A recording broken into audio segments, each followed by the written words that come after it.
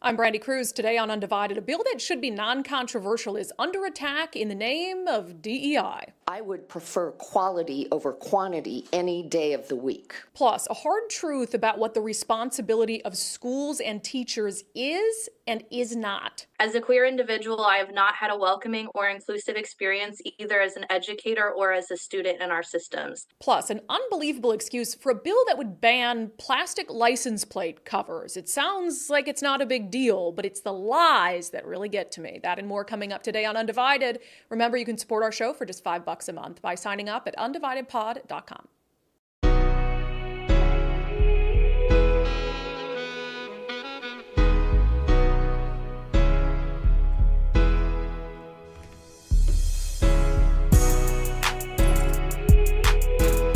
Hello and welcome to Undivided, our final live show of the week. I'm Brandi Kruse. Thank you so much for being here. Thank you for your commitment to giving common sense a comeback. We're going to have a focus on education to start the show today.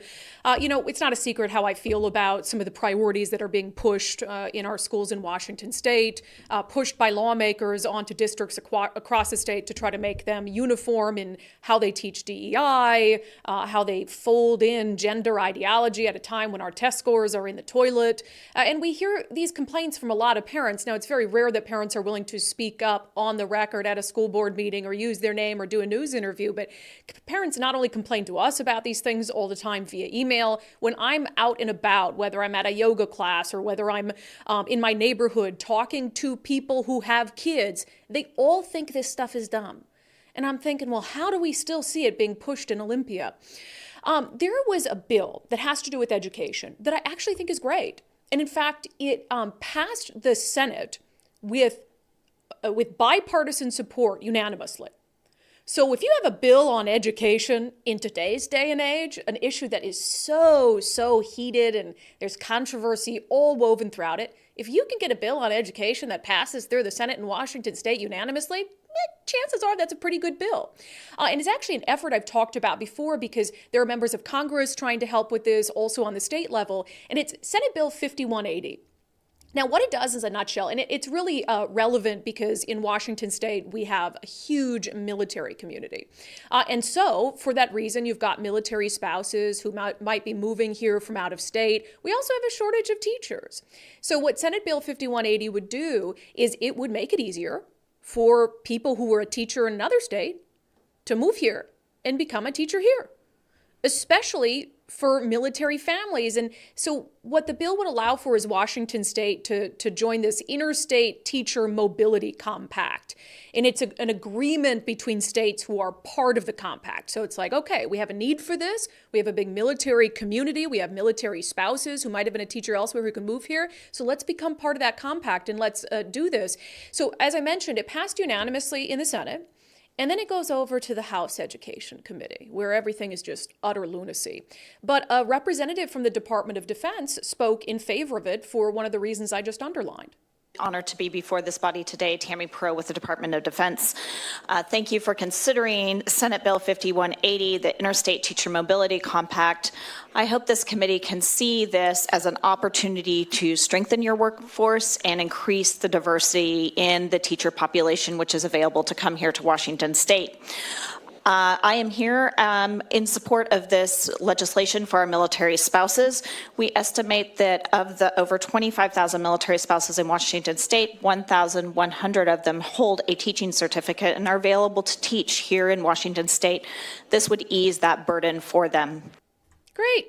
Love it, especially the spouse of a military member, being able to get them into that field that they've already have a certification in a different state. Sure, they're going to have to get caught up on some things here. Yeah, this isn't saying just plug them into the classroom day one, but this makes a lot of sense, thus the bipartisan support. Well, enter Representative Sharon Santos on the House Education Committee, who had a bone to pick with this particular bill, in part because apparently she believes that the way we instruct teachers and the way that we run our schools in Washington state is so far superior to other states that a teacher from another state can't possibly be a teacher here.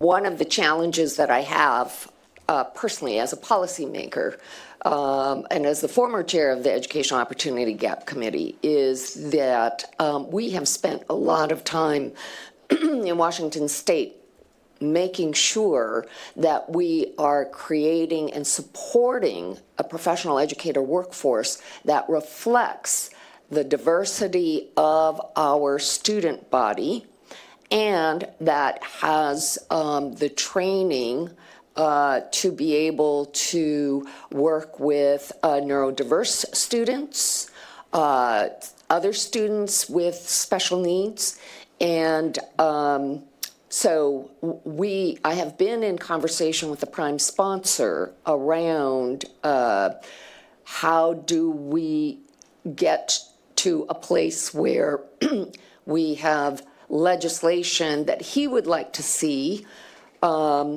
enacted while protecting all of the hard work that we have done in the state of Washington over the past decade plus. How freaking sanctimonious is that? Oh, if you're a teacher in another state, you can't possibly work with neurodiverse kids in the way that our teachers do, that we've trained them to do. We've fostered a very diverse environment. Rep. Santos, do you understand how diverse the military community is? Are you assuming that these are just white military spouses who are going to move here and they can't possibly teach a diverse set of students? And are you suggesting that Washington State is even relatively close to the most diverse state in the country? It's so incredibly sanctimonious. Like, oh, they don't train their teachers like we do here.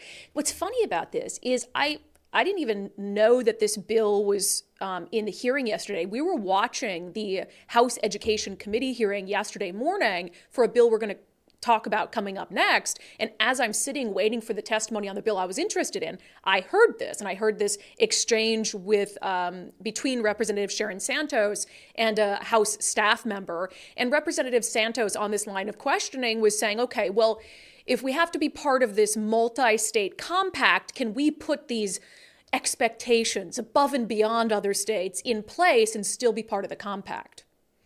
If this bill moves forward and is enacted with the kinds of, again, protections that we may want to see that protects the work that we've done and that, frankly, strengthens our professional educator workforce, what would happen if the governing body of the Interstate Teacher Mobility Compact felt that it was so far off the uniformity requirements that they didn't feel comfortable? Would it just, all it would mean really is that we wouldn't be able to enter into the compact? Is that correct?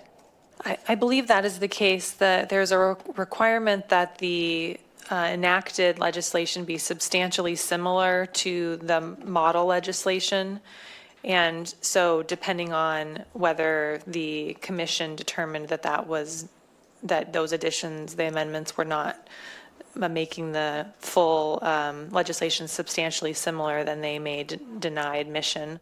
I just can't get over this. An interstate compact for helping teachers who are moving around the country. Maybe they have a spouse that's serving in the military. All these other states, it's good enough for all these other states to say, these are the standards that we feel like if a teacher comes into our state, yes, of course, we're willing to take them in. We want to make it easier to hire them and to teach our kids. Standards that are good enough for every other state, but not in Washington State, where DEI, gender ideology, if that has not been baked into you as a teacher elsewhere, then we don't want you here. You know, Representative Santos was talking about, maybe we, put them through like 5 years of training in the Washington way or whatever it is. And she had asked, again, this House staffer, could we just like temporarily or provisionally say yes to these teachers from other states and then see if they can be properly indoctrinated in the Washington way before we hire them? So would provisional acceptance be something that we would that we might be able to?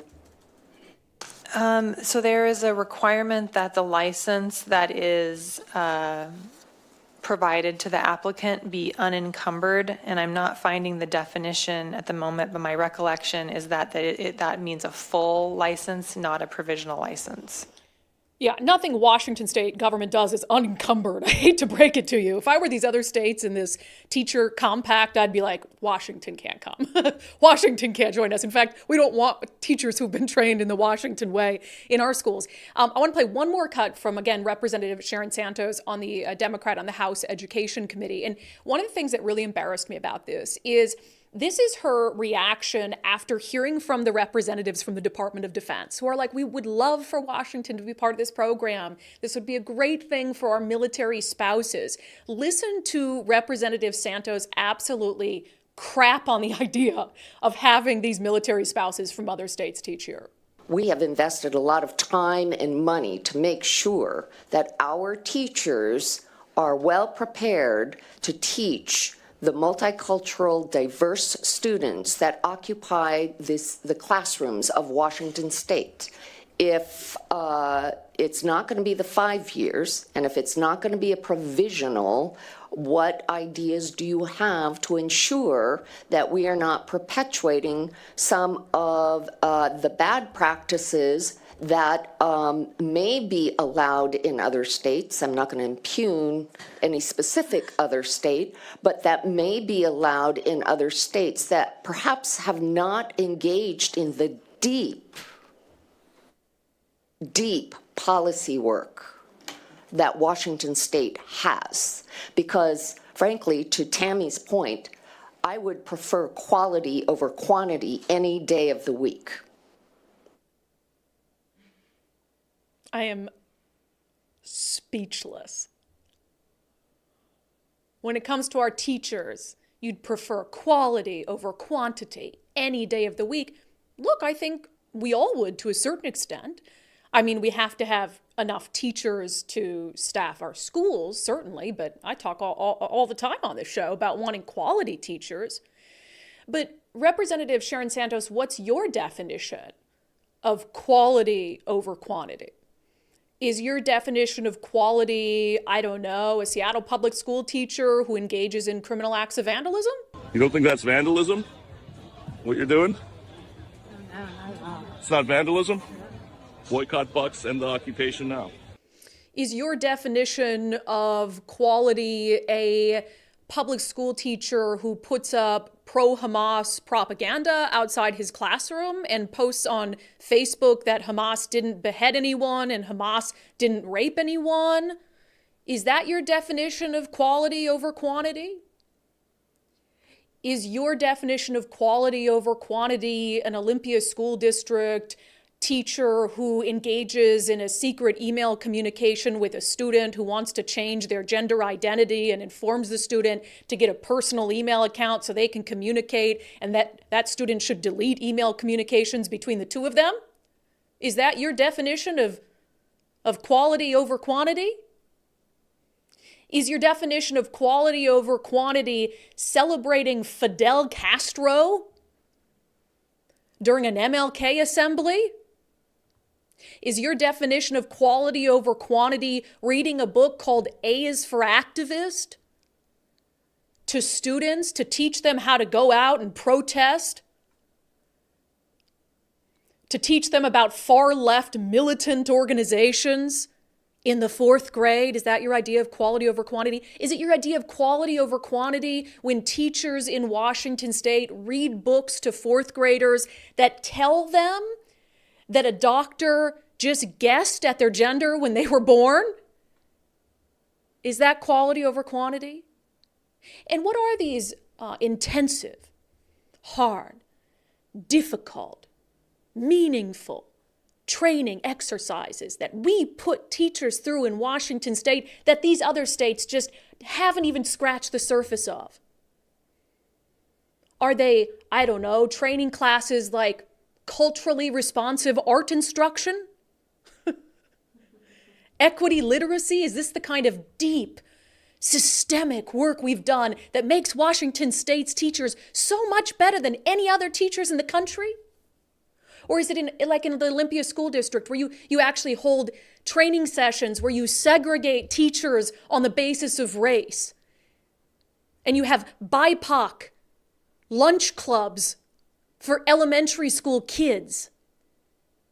and perpetuate racism? Is that what you mean when you say so sanctimoniously, Representative, that the spouses of military members who have perhaps spent a decade teaching in another state can't possibly be equipped to teach in the Washington way?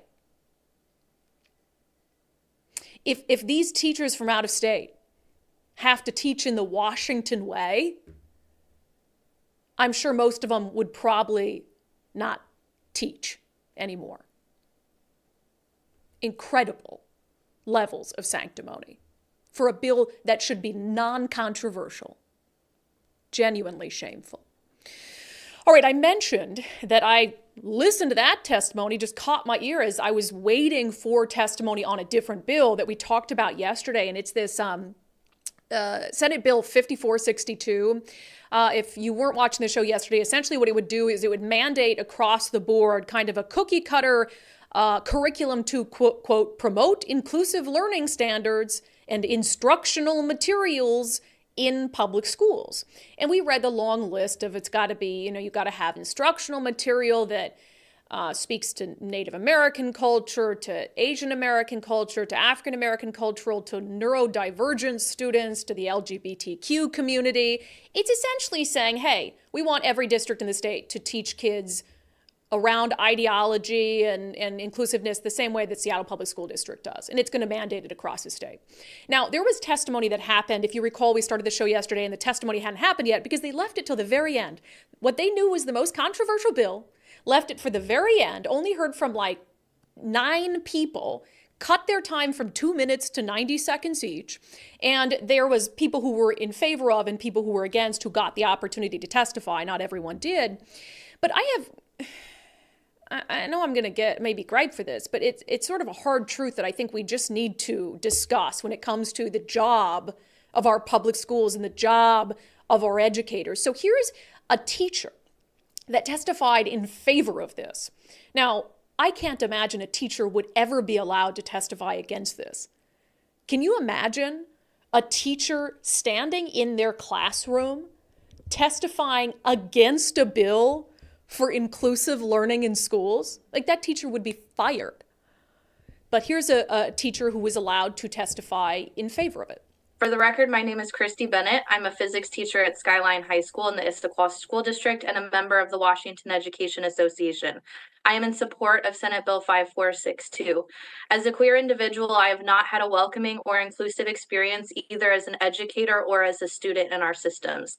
I did not come out until I was in my 30s because the lack of representation made it difficult for me to understand my experience. I didn't even know that it was an option for me.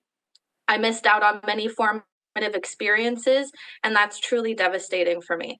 Now I work with LGBTQIA+ students, and I hear them share that they feel excluded in most curricula or being included as an afterthought. For example, if they choose to research queer icons such as Harvey Milk or Marsha P. Johnson, our school internet security erroneously blocks it as inappropriate content.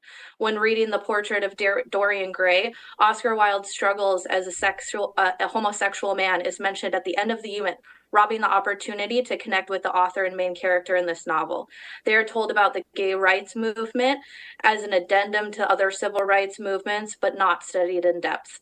All students deserve to see themselves in their content and feel accepted. I hope you will support Senate Bill 5264. Thank you for your time. Look, I'm just going to say it. It's a hard truth. It's not the job of schools to make anyone feel comfortable in their sexuality. It's not the job of schools to make anyone feel accepted in their sexuality. Now, look, I think that everyone, and especially kids, should be able to go to school and feel comfortable and like they're not discriminated against. But the idea, as this teacher suggests, that we have to be inclusive of LGBTQ in the curriculum and focus on these things so that a child who might be gay can feel like they can come out of the closet earlier in their life, that's not the job of a school. To make a child feel comfortable enough to come out of the closet. It's not the job of a school for a straight kid to make them feel comfortable in their sexuality. It's not the job of a school or a teacher to even be operating in the realm of sexuality and who a kid decides to sleep with, hopefully later in life. And that's kind of the problem here, is teachers like that believe it is their role when they should be teaching biology or math or whatever it is. They believe it's their role to make kids feel comfortable in their sexuality. And I just wholeheartedly disagree. Don't make them feel unwelcome based on something like that, obviously. But to build a curriculum around trying to make sure a kid will come out earlier is genuinely bizarre. That these are the sorts of things that we're prioritizing and valuing in an education system that is losing students by the day, in an education system that's failing in the basics. Stuff like this and a mentality like what that teacher has is insane. And again, I would say, I don't think that there would be a teacher who would be allowed to, from their classroom, testify against that bill. I can't imagine what the consequences of that would be.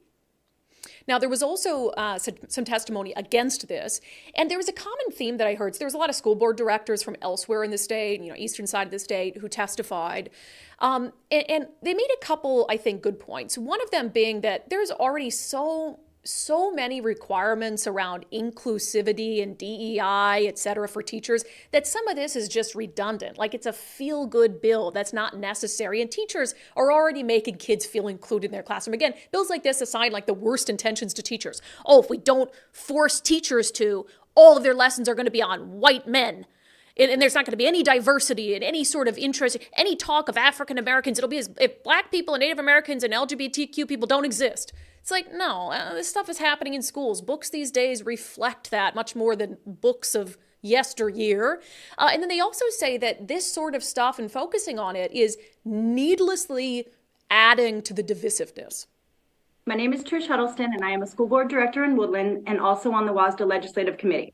The state already requires us to remove bias and include marginalized communities when selecting curriculums and instructional materials. In my district, we are already implementing most of what this bill requires, so there would be minimal financial cost. However, I believe there will be a major cost with our community over this divisive topic. We all know this is a charged topic, which brings me to my last concern, which is this bill making it more difficult to represent our communities, resulting in less engagement and taking the focus away from supporting our students. These requirements would be costly for our district. Out in District 7 is where I live, outside of Spokane.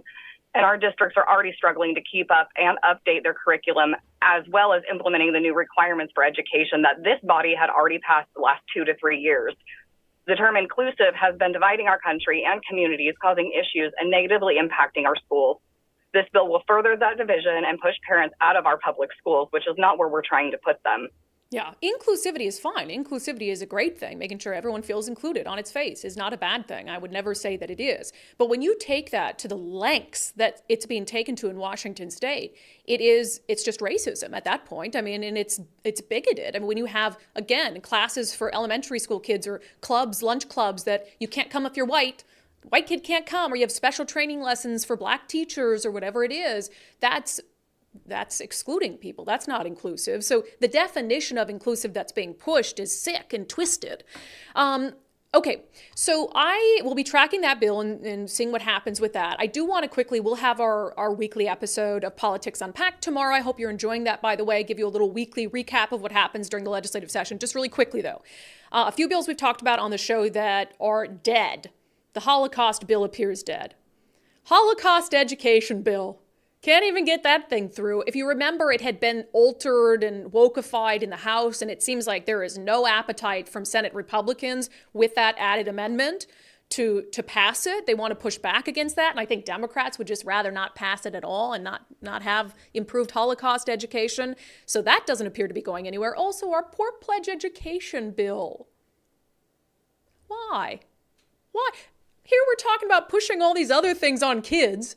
You're already, the pledge is already being said in schools, and all this would do is explain to kids why they say it. All these other things we just talked about, they're trying to shove into classrooms, and you're not going to help them understand that it's this anti-American animus. That's what it is. It really is. 100%. Man, You just disappointed some eighth graders. This whole segment, Shameful. I don't think my eyes can roll back any further. Your It eyes was hurting. I was over there, Nicole, our first segment. She's like, because you hadn't heard those cuts, I right? hadn't heard them. She was just head in hands. It was like, oh my God, these people are lunatics.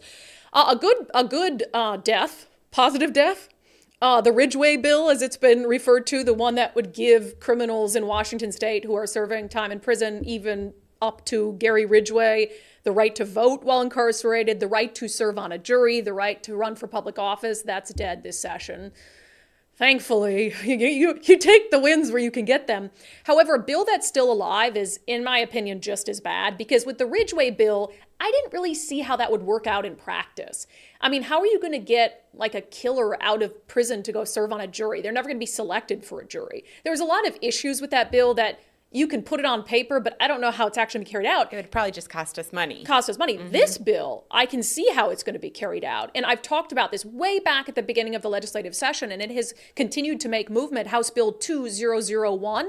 It's an act relating to providing judicial discretion to modify sentences in the interests of justice, basically letting people out of prison early in the interest of justice. And what this would do is give every sentencing judge the power of clemency. It would give every sentencing judge a power that up until now is reserved to the governor, which governors tend to use pretty sparingly to lessen someone's sentence, to get them out of prison. And basically, after 10 years, most individuals, regardless of how heinous the crime you committed was, could go back to a sentencing judge and argue that their sentence should be cut short. And one of the saddest things about that is there's no finality there for victims. Usually as the victim of a crime, if you're alive, and the family member of a victim who is not alive, there's some finality there in sentencing where you know, like, okay, this is how much time they're going to spend behind bars. You know, there might be a little give and take there based on good behavior or whatever it is. But if at any moment they could petition a judge and continue to do that and continue to do that, man, that is a horrible thing to put victims and to put families through. Oh, really yeah, and awful having stuff. to show up to court to fight against it. Yeah, and we it's just have like parole. Right, we have we don't have parole in Washington, but we do have the Indeterminate Sentencing Review Board, which that's a fancy word for kind of like, should we let them out early, right? We can petition, but this would take it above and beyond that, and it wouldn't just be in the hands of a board, it would be in the hands of individual judges who could make that decision. And think of all the activist judges that we've done stories on. So you're going to have criminals, dangerous criminals getting out early, left and right. If this thing goes through, it's wild stuff. Okay, coming up next, we want to talk briefly about the shooting that happened at the Super Bowl parade in Kansas City. And how the media immediately kid-gloved it once they realized the race of the suspects, which is not a surprise. First, I have been encouraging you guys to take the First Mark Challenge. I just heard from one of our wonderful subscribers, Daniel, who talked to them on the phone, did the First Mark Challenge, and he said, they actually told me my insurance was pretty good and just needed a couple tweaks. And that's what I love about First Mark, is they have no reason to sell you on becoming a member of the First Mark family. They will give you honest advice. You schedule time for the First Mark Challenge. You talk to them about your current insurance and your insurance needs. Sometimes they'll come back and say, you've got great insurance and you're getting it at a bargain. You don't need us at all. And sometimes, like with Mike and I, we were way underinsured. So they'll come back with different suggestions and you can decide, hey, do I want to have my insurance run through First Mark? I'm never going to pay them anything to do it. So why not? Dave Taylor is the CEO of First Mark, and he says one of the big reasons people come to them is it can be really time consuming to shop around for insurance on your own. You want to know you're getting a competitive price. How else do you do that unless you're willing to yourself shop 10 different insurance companies to find out? Right? Do you trust your agent at one of these captive carriers? So get a competitive price, and the best way to do that is have a broker, again, like First Mark, shop the market for you. Yeah, and you might think, well, I can do that on one of those little internet sites where I plug in how much I can afford to pay every month, and then it'll shop the market for you. Yeah, I can guarantee that you're not getting the sort of insurance that's going to meet your needs doing something like that. So take the First Mark Challenge, firstmarkinsurance.com, firstmarkinsurance.com. You never, ever pay First Mark for their services. The money they can save you, the time they can save you throughout your life is immense. So do what I've done, so many others have done. Become a member of the First Mark family today. All right, there was a shooting at the Chiefs Super Bowl parade in Kansas City, Missouri, which is horrifying as it is. I mean, every time, we've had a Super Bowl parade here, anytime you've got, in this case, it was like 1 million people in the core of a city, you have obviously immense public safety challenges. There's a lot of law enforcement. You're always on the lookout for an act of terrorism or some sort of mass shooting situation or whatever it is. Rarely does that happen and come to fruition. And so as the reports of this first started circulating, I was watching, Nicole and I yesterday were sitting here post-show watching some of this unfold, and like the sports analysts who were up on their set who just saw people running and were like, we need to hide under the desk. I mean, I imagine that this is very, very horrifying. But then a lot of time went by and the media wasn't like naming a suspected shooter, and there didn't seem to be a lot of information. And then I realized, oh, it's because the suspects are black. Sorry.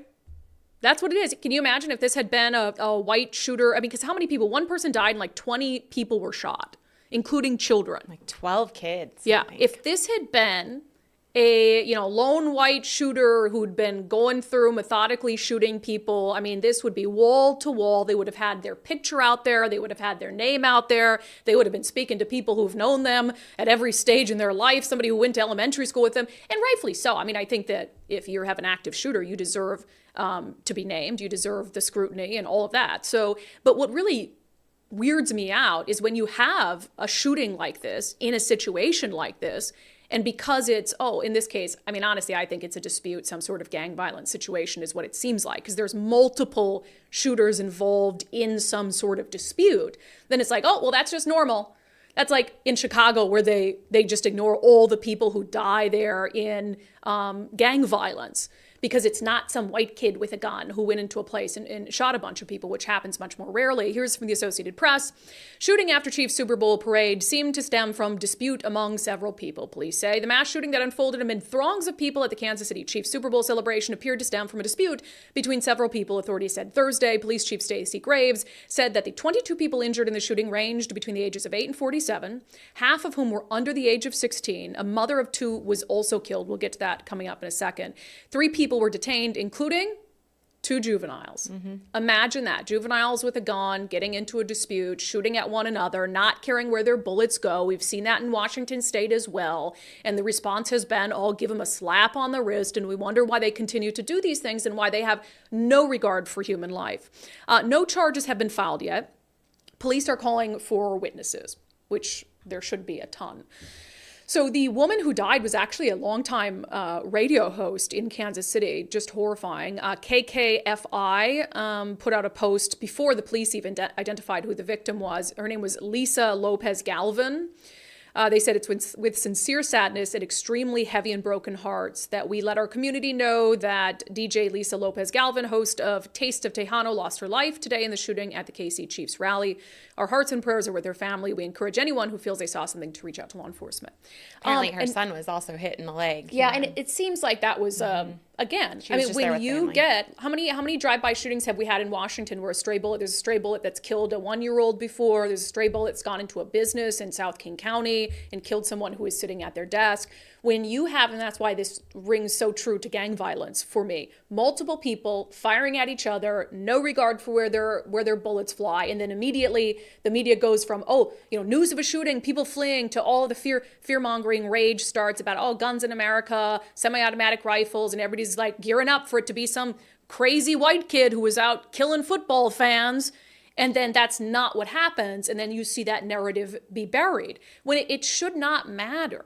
When there is a mass shooting and you have this many people who are shot, when you have someone die, it shouldn't matter if it's a lone white gunman with a rifle or if it's 3 black youth who are shooting at each other. The fact that the media treats those so differently, as if Lisa Lopez Galvin's life and the tragedy of losing it somehow means less if it was a stray bullet from a gang shooting than if it was someone out there methodically targeting out people to kill, is so indicative of what's wrong in this country. There is no way that their names and their faces and their social media posts would not be all over the place if it had been a lone gunman. It's absurd. I don't even know where to go from here. And all these calls, there'll be continued calls. I'm sure there already are members of Congress who are like, ban assault weapons. When I think these were handguns, which it sounds like. I doubt that they were walking around with, an AR-15 up under their jacket or something at a rally. I mean, some of them had like Chiefs gear on. So there's no consistency on this issue, and that's what really bothers me. I mean, I want to do something about the shootings in our country and the violence in our country. We talk about it all the time, but when you completely lack moral consistency on the issue, when you're in Washington State and you're passing bans on quote-unquote assault rifles and completely ignoring that they account for a tiny little fraction of the number of fatal shootings, and then you're giving deals, sweetheart deals, to people who actually use guns to kill someone, I can't take you seriously. I just can't do it. All right, we'll get to our segment, Unbelievable, coming up next. It's on a weird topic, license plate covers. And I actually agree with the bill, but it's the weird, unnecessary lies being told by Democrats about why they're pushing for this bill that I will not abide. First, we're going to talk to our friend Wes Jones of sellwithwes.com about the state of the real estate market. 2023 was not great in the real estate market, and 2024 hasn't been great thus far. However, the Fed has forecasted rate cuts, and that would obviously help by bringing a bunch of buyers in. So it would be a good time to be a home seller if a rate cut manifests, or multiple this year. And Wes says, it's an election year. Typically, the president wants people to believe, or think at least, that everything is going well. And so if not for any other reason but that, maybe there will be a rate cut this year. That's his expectation.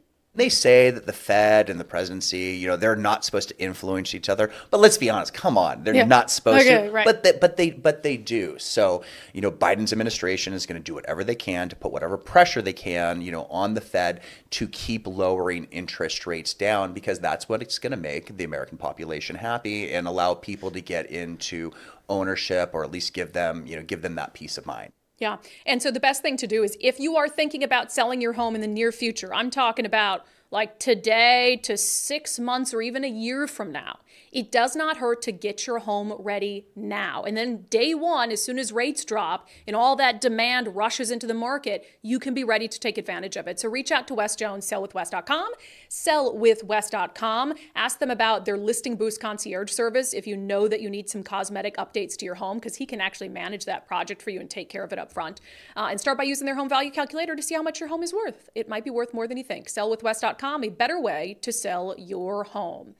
Democrats keep pretending that they care about public safety when it's really just about money. Let's talk about it in our segment, Unbelievable.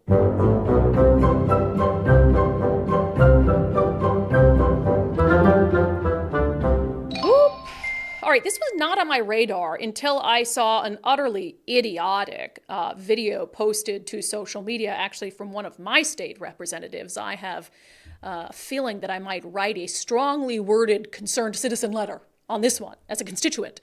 Let me introduce you to House Bill 1963. It is an act relating to prohibiting license plate covers. Now, that's not the little license plate covers, you get from your dealer, or like, dog mom, cat frames. mom. Those are frames. Frames, that's a frame. So you can still have your little frame.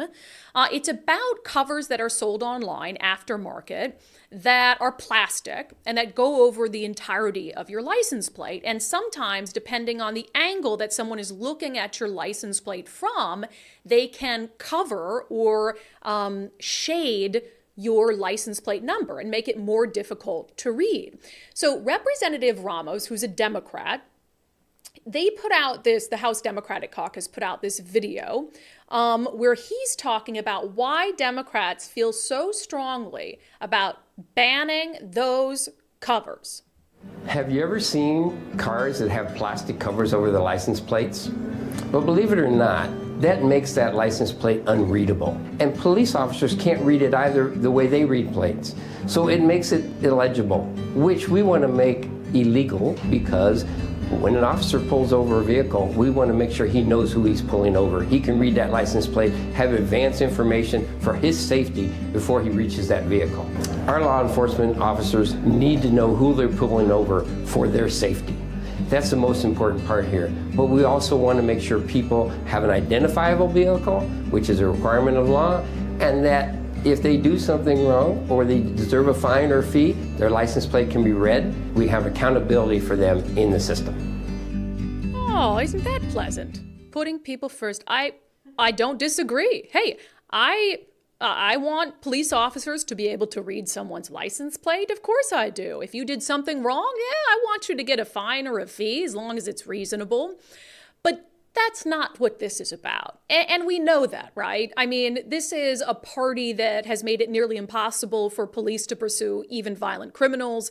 This is a party that pushed a lot last session for a bill that would have made it so police officers couldn't even pull someone over for a violation like this, for an equipment violation, because it's just leading the way to bias policing, and it's a crime of poverty if you've got a crack in your windshield or you've got a tail light out or something like that. So Democrats are already on the record as saying, like, they would never want police to pull someone over for something like this, an equipment issue. And they don't even want police to pursue someone who just carried out like an armed robbery. So what are they talking about here? That this is about helping police officers and about accountability and making sure people are paying fines that they might get if an officer pulls them over. That doesn't make any sense to me. And it's because that's not why they want this bill. The bill is not about public safety. The bill is about making sure that they can continue to collect money, because these license plate covers are used by some people to obscure their license plates so they can avoid paying tolls, or they can avoid them being read by traffic cameras and speed cameras. This is something that's been covered on the news. Here's a news story clip out of Charlotte, North Carolina. License plate covers like these are sold all over the internet. They're marketed as a way to disguise your license plate number from cameras and from police, but local law enforcement are catching on, and this little piece of plastic could land you in big trouble. Drivers and law enforcement soon noticed something strange. Cameras designed to catch plate numbers were suddenly logging some abnormalities. From the top, there are videos all over YouTube, completely blacked out and invisible, showing off how these products work. One half of your plate is always going to be visible, the other half will be obscured. All over the World Wide Web. That is sweet. That sell them. Yeah. So I agree with the bill. I don't think that you should be obstructing your license plate for a variety of reasons. If the rest of the traveling public is paying their tolls, as stupid and overpriced as those tolls might be, I don't believe that you should be able to put a plastic thing on your license plate that gets you out of it, because I am nothing if not a law and order human being. However, what bothers me are the lies. And on top of them wanting to make sure that you are paying these very, very steep tolls, remember the bill that Governor Inslee signed into law last session, a bill that was quite controversial, that will install speed cameras along Washington state highways, automated speed cameras. So this is about them putting these tools in place to bring more money coming into the state coffers, and they don't want individuals to get crafty and to obscure their license plate to get out of paying those tolls that they're going to use for their pet projects, which is fine, but be honest about it. Don't tell us you care about public safety and making sure police have the tools they need to hold criminals accountable. We know that that's not true. Your own words and actions show that's not true. Just say you shouldn't be able to put a plastic cover over your license plate and get out of paying a toll or get out of paying a speeding ticket, because that would be reasonable. But when you lie about it, it makes me think that you're being unreasonable. Unbelievable. All right, we will get to national news coming up in just a moment. Also, we have my sister this week in Florida Report, but we thought we'd bring in Zach Abraham a little earlier on than usual in the show today. You know, I've been seeing all these headlines about job cuts, and certainly we've seen that in this market. Amazon, for instance, has been cutting a ton of jobs. And there's always, whenever you have big companies that are laying people off, this concern about what that means for the economy. Layoffs surged 136% in January, second highest level on record. We know there are a lot of big companies that are cutting jobs. I mean, Nicole and I have had a friend who was laid off. Amazon's been laying off a lot of workers, Citigroup, UPS. What should we make of that? So what that's pointing to, in our opinion, is really the bifurcated nature of this economy, right? There are really signs of strength, but remember how we were talking to you that all of the economic strength, people go, well, it's a really strong economy. And you look at them and go, well, you're pumping 2.1 trillion into it a year, right? So your definition of a strong economy isn't mine. right? You're looking at a four-banger, four-cylinder engine that they hooked up a nitrous oxide tank to, right, and pumped out 800 horsepower, and you guys all act like a miracle has happened, and now we're looking at a Chevy big block V8. No. It's a four-banger on nitrous oxide, right? You pull that out of there, and it's going to decelerate. A lot of this, the vast majority of this economic strength is purely narrative and printed money. I didn't know you were a car guy, Zach. You been watching too much Fast and Furious or what? I'm an analogy guy, and that analogy I think is really funny because it is like that, where you're like, look at this economic strength, and you're like, if we dump enough money into any economy, we can make it look strong. Yeah, so we had seen, so we have a kind of little pre-discussion before we have you on every Thursday and talk about some of the headlines that are out. And we had seen this one about all these job cuts.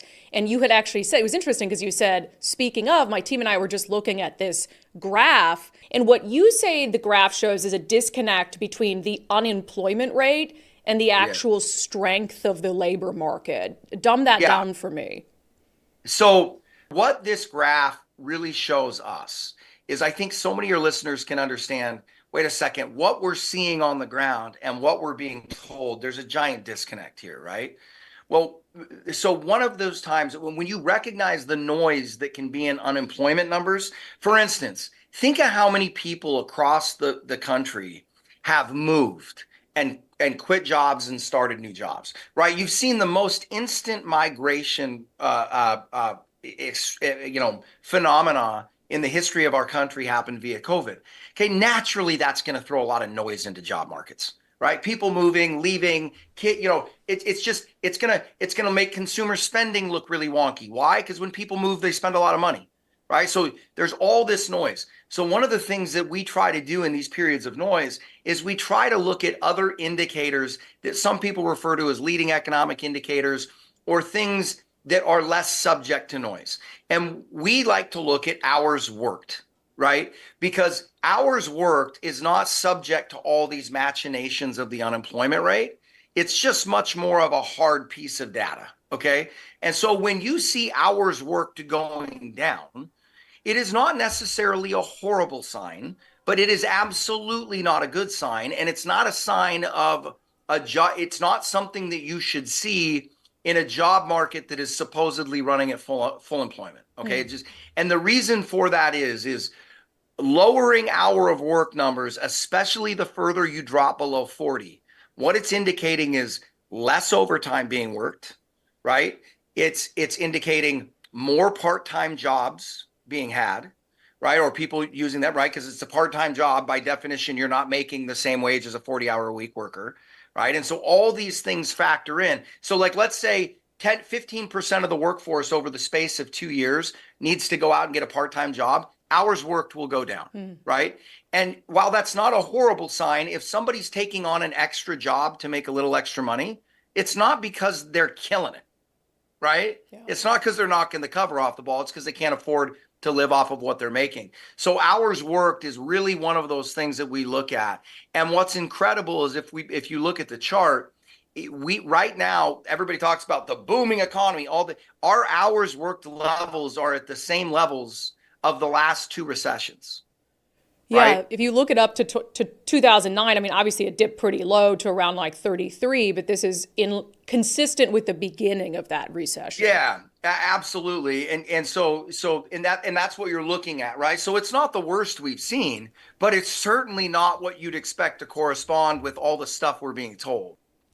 Yeah, and I always find it fascinating. You know, I am not an expert in economic outlooks or anything like that. And I love kind of hearing about what Zach and his team monitor and all the things they're looking at that you might not hear on the national news as, oh, is the economy doing good or not? And there's these little things that you're paying attention to like that when you look at the data that he provides, it's sort of like, wow, we do have a lot of similarities with the last time that there was a recession. I do suggest having a free Know Your Risk portfolio review with Zach and his team at Bulwark Capital. They specialize in risk management. So we've worked, all of us are working very hard toward retirement. And in a year like this, where there's so much nonsensical stuff happening with the economy, it is really important to manage your risk. So their portfolio review. It'll just tell you, are you overexposed to risk? There's no obligation. They don't even let you invest with them at their first meeting. So whether you become a client or not, you'll leave much more informed about the risks to your retirement. You can schedule your review now at knowyourriskradio.com. That's knowyourriskradio.com. Investment advisory services offered through Trek Financial LLC, an SEC registered investment advisor. Investments involve risk and are not guaranteed. Past performance is no guarantee of future results. All right, dipping outside of Washington State. I wanted to do this yesterday. We just ran out of time. So you know how some cities are asking people to house migrants who are bussed in or asylum seekers or whatever it is, and they're running out of places, like, trying to put them in the schools, trying to put them in the community centers, and they're coming out and saying, if you as a citizen want to provide an extra room to one of these asylum seekers, we would really love that as the government. And I'm thinking, no way in hell anyone does this. I mean, maybe in Seattle you might have some feel-good people who do it, but some families in the Boston area have taken the government up on this request, including a woman who is very happy to have a little extra help around her home. Here's the clip from NBC Boston. It's a delight, and it's really fun having them. What I realized is there's so much prejudice against refugees, mostly because people don't know them. Lisa says she feels like she has her own personal chef, as Wildande loves cooking. ¿Te gusta la ocupación? Sí. So you got a slave. I mean, she's not paying her. You got a slave. I mean, I just love, can you play that clip again? Because I just love how she's like the epitome of who I picture agreeing to take someone into their home. It's a delight, and it's really fun having them. What I realized is there's so much prejudice against refugees, mostly because people don't know them. Lisa says she feels like she has her own personal chef, as Wildande loves cooking. ¿Te gusta la ocupación? Sí. Stop. Oh, it's a delight. What I found is that people, don't like refugees because they've never gotten to know them. She cooks great meals. That's wild. Yeah, you got a slave. That's not very woke. Somebody said, so you basically wokeified slavery. Right. That was a funny tweet I saw on this. Ridiculous. I asked you guys in our daily subscriber show poll, would you ever consider taking an asylum seeker into your home? Maybe if the government does a little shout out saying, hey, we don't have enough space. Let's see what some Patreon folks said about this. So most people saying no. And I realize that there's a lot of room open to interpretation, like what kind of, is it a woman? Is it a child? Is it a single man asylum seeker? Bev says there are a number of reasons she voted no. I'm very selective on who is even allowed in my house. I'm afraid the asylum seeker may trip over their own feet and sue me. The worst part is our government would let them. Mm-hmm. I'm also, of course, concerned about safety. Elise says, just doesn't sit well with me. Charles says, with as backward as the state of Washington is, I could see the legislature passing a law to give the guests more rights than the homeowners so they can't be forced out of your home. 100%. They'd be squatters, yeah. Yep. You can't make them leave. We don't have any place for them. Yeah, of course, they'd likely be able to occupy the home and force out the homeowner. And that might sound crazy, but I mean, look at what's happening with some landlords. Like, why would that be any different, right? 100% of people on X right now are saying no. Reagan says, I'd never risk my family's safety for the sake of a stranger. How do you know their claim is legitimate? It's the same reason you wouldn't pick up a hitchhiker. I'm not going to pick up a hitchhiker. They might be perfectly well-intentioned, and it's just like some bro who's like, hey, man, you going to the coast? And I want to go to California. Is that, I don't know. Hang loose. Hang loose, bruh. I'm working on my impressions lately, and I feel like I'm getting pretty good at them. And it might seem totally harmless, but you just never know. And it's that uncertainty that I think a lot of people wouldn't be comfortable bringing someone into their home. But I also like how the media is just playing right into this. Yeah. Isn't this nice? Look at what you could have. You could have your own personal chef. That sounds great. You're telling me it's not illegal? It's not slavery? Wow. Just crazy levels of insanity in our country right now. Speaking of crazy levels of insanity, Florida sometimes has some crazy stories. And there's a one out of Florida, there's some body camera footage that was released. And part of me feels very bad for this police officer, but who discharged his weapon because he believed he heard gunshots. Turned out it was not gunshots, not even close. So let's talk about that and other stories in our weekly segment, Florida Report. It's not even controversial anymore. People know in Florida their freedoms are going to be respected. Miranda, nice hat. It's rare. You don't usually wear a hat. wear them a lot when I'm out shooting because of the sunshine, but I'm wearing it right now because I wore it all morning and I'm going to have hat hair if I take it off. Let's specify shooting photography, not shooting Yes. people. The amount of times I've wound up in Facebook jail because I refer to my job as like shooting things. Yes. It's pretty bad. I got to stop saying that. Yeah. Photographing. Photographing a family, not shooting. All right. Yes. I don't even want to say it because I don't want to end up in YouTube jail. Okay. There's an interesting bill that got unanimous support in Florida as you guys deal with your legislative session as well, but I am really torn on it. So essentially it would help high school dropouts pursue secondary education like the trades.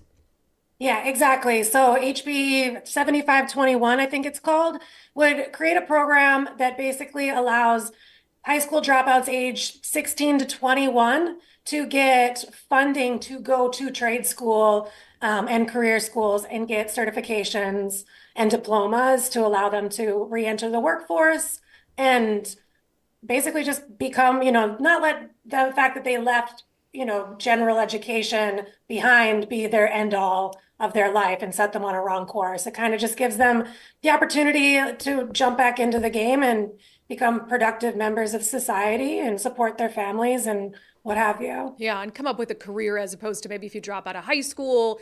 I don't think it's the case for everyone, but if you drop out of high school, maybe not having the ability to get on a career, on a job path that leads to a sustainable career. So I struggle with it because it sounds like a societal good, right? We want if high school dropouts get an education in the trades through this that they otherwise could not afford and they enter the workforce, whatever, that's a societal good. But I feel like it almost gives them more than someone who did finish high school, who maybe wants to pursue a secondary education and they worked hard in high school, they saw it through, and they're not getting anything, from the state. And so that's a push and pull I'm really struggling with. Yeah, and I can understand that. There's a lot of argument in in the House and the Senate right now about that. I kind of like this because I do think that some people do so much better in the workforce than in the education system.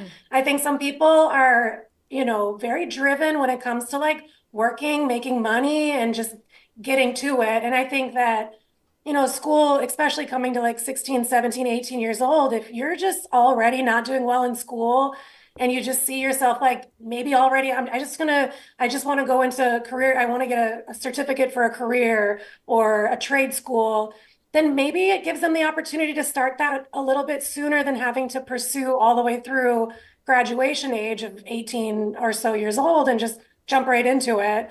So I'm kind of okay with it just based on how times are kind of changing, the education system's changing, and like the requirements to get jobs is changing. So I think I'm personally okay with it. Of course, it comes down to like people's own preference and whatnot. And if you really want to pursue that 4-year degree and college scholarships, you got to finish school and you got to get good grades. Yeah. But even this program requires a certain GPA attendance rate, and you have to finish these programs in 3 years in order for the GATE program to cover tuitions and fees for you. Yes, you can't get this money and then go there and just dick around, for lack of a better phrase. Nicole's looking at me. I don't know. I couldn't think of anything else.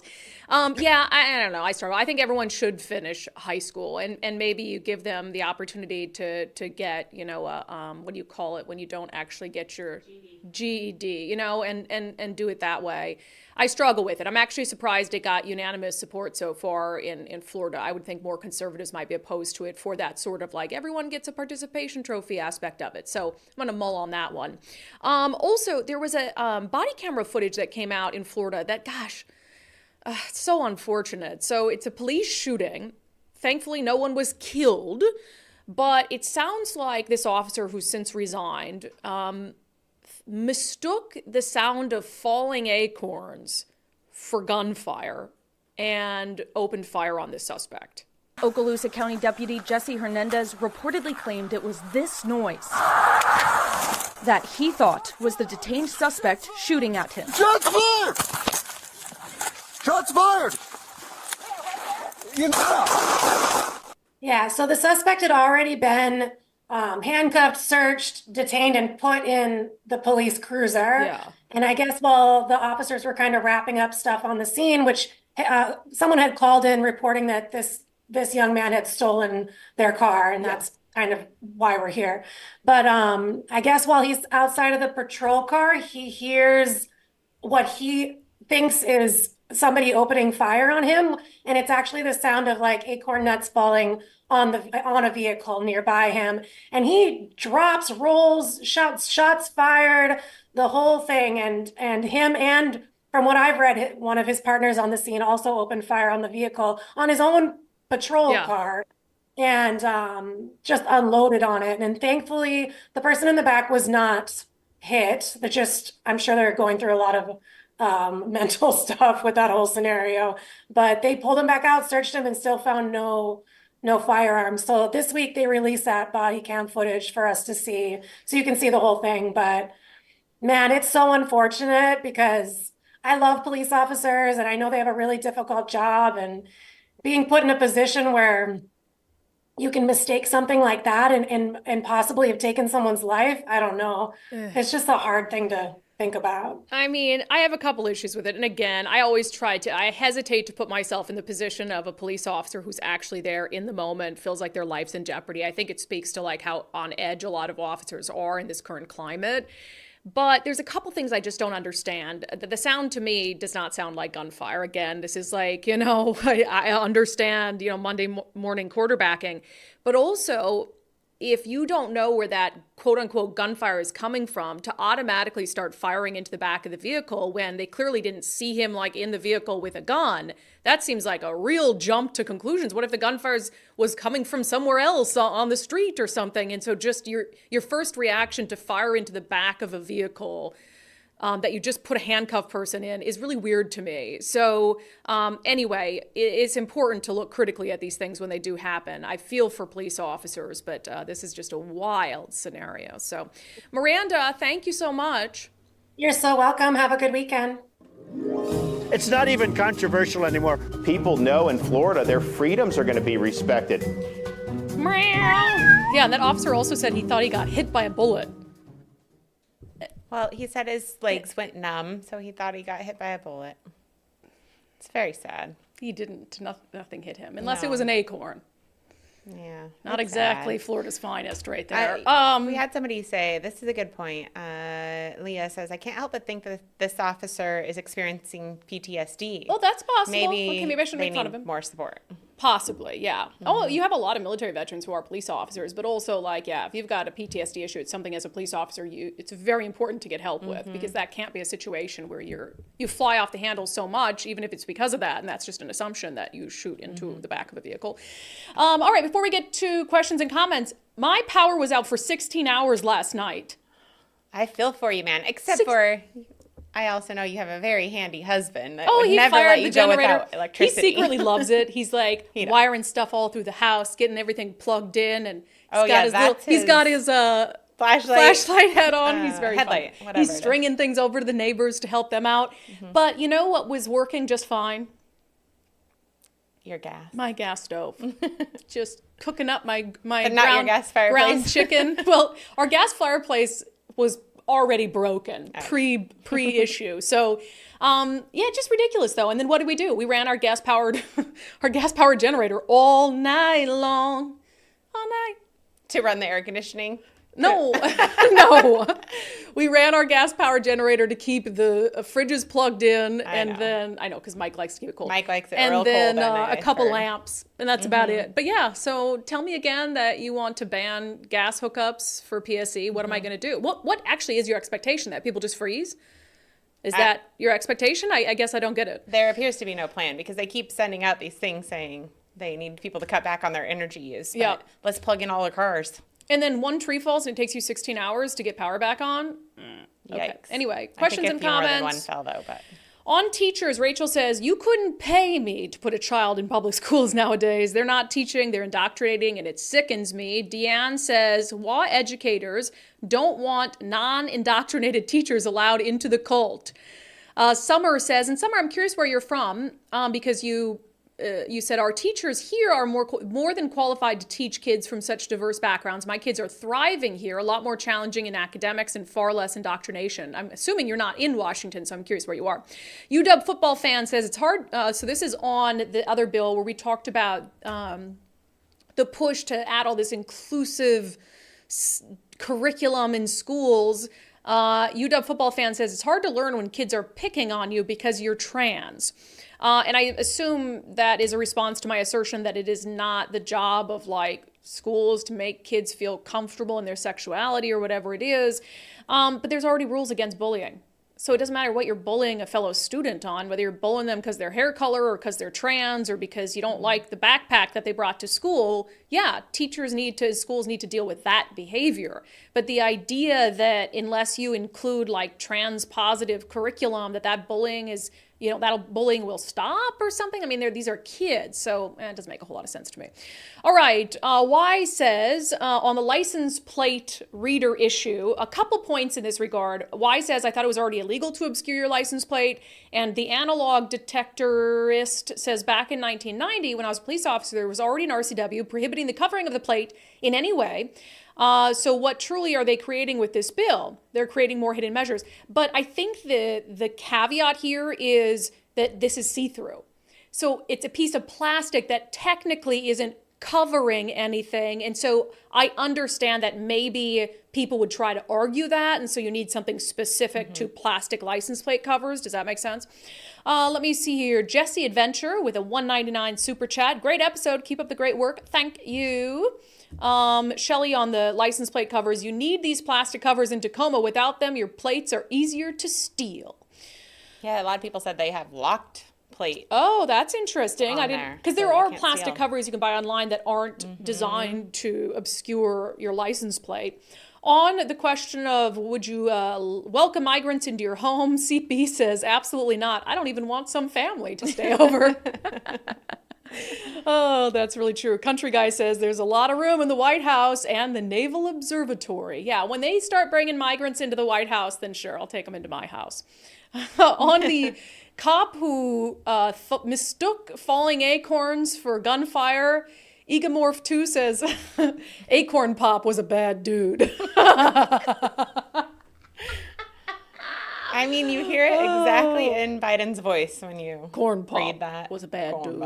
He was a bad dude. Leah says, I can't help but think this officer is experiencing PTSD. Yeah, we read that one. So, okay, good comments today. In our closing sanity check, Governor Jay Inslee is once again talking about all the wonderful things he's done for working class people.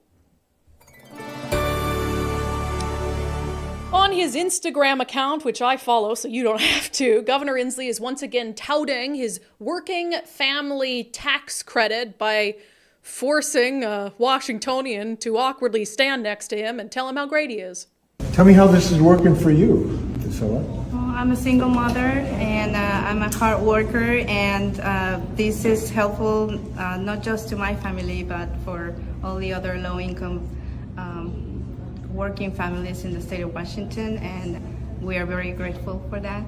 It was a surprise. I didn't even remember from last year, but I thought that was just 1 year, and just filing taxes today and getting that extra help is really going to help our family. So thank you. You have how many kids? I have two boys. 2 boys. Yeah. Okay, so your income is less than $60,000 Yes. with 2 kids, so you qualify for this benefit. I did. And it's about $900. Is that right? $940. $940. So you get a tax break in essence of $940. Yes, and very grateful and happy to find out I qualified. So. Well, we're really happy about being able to do this. It's bringing a little more equity to our society, helping people.